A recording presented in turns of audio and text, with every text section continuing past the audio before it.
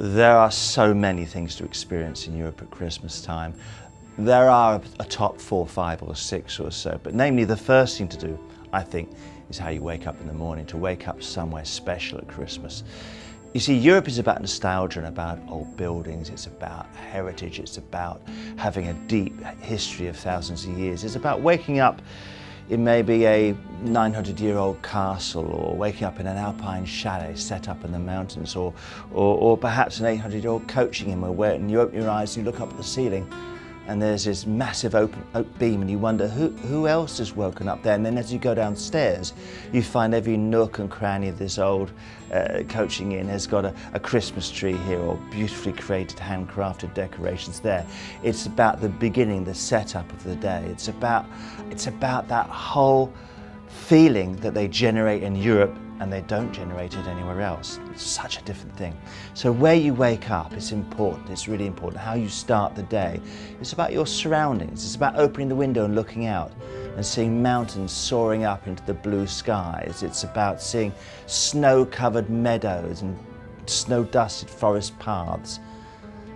It's also about where you visit in the day, going to the castles like Neuschwanstein Fairy Tale Castle, which of course is a classic site. Disney featured their castle based on that. It's about going to Hallstatt, Europe's oldest inhabited village, beside the dark, limpid waters of the lake. It's about the alpine meadows, it's about the abbeys and the monasteries. It's about having snow swirling around. I suppose how many classic things have I mentioned already? It's all there. It's about having time to visit these places. It's about making sure they're included, the excursions included. It's also about having time to visit the playful side of Europe at Christmas time. Now, I've mentioned the mountains, and they go up 4,500 meters all around you, depends on your location.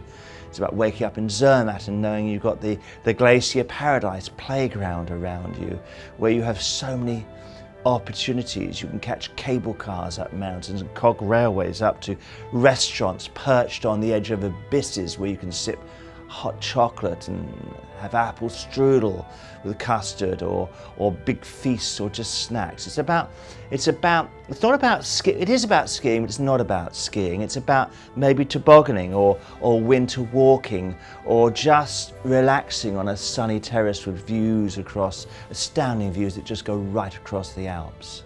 It's about being able to play in the snow. It's about another top one, is about going on a sleigh ride.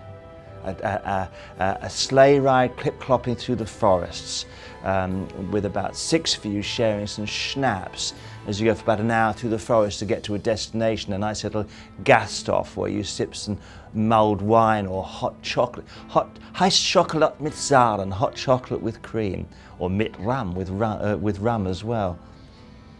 And of course, it's about the whole of Europe getting ready for Christmas itself. It's about the medieval villages with their cobblestone squares. It's about visiting the Christmas markets, and they're all over the place. And they are a tradition, and Christmas is tradition, and real Christmas traditions come from Europe. It's about walking through those Christmas markets and smelling the cinnamon in the mulled wine, about the bratwurst sizzling on barbecues, about people juggling hot potatoes, and they do roast hot chestnuts on the open fire. It's about shopping for wooden toys. It's about just window shopping on these beautiful wooden kiosks everywhere you go. And it's about having something in your hand, like this little baby. Now, this is a Christmas markets mug from Montreux. You can tell because on the side of it, it actually has the emblem of the markets there. And this green one is from Salzburg. It's about the Salzburg Dom. And every Christmas market you go to, you should try the mulled wine. If you don't drink alcohol, there are alcohol-free punches that taste remarkably similar. They don't have the same kick, mind you. And so it's about getting one of these mugs, and you actually buy the first mug with the first mulled wine. You think it's expensive, and they fill it up, you walk it around, you drink it, and then when you finished it, you can return it. You can get the money back on the mug, or you can do what I do, and then you can bring them back to Australia. Fantastic value souvenirs, each one with the name of the markets you visit.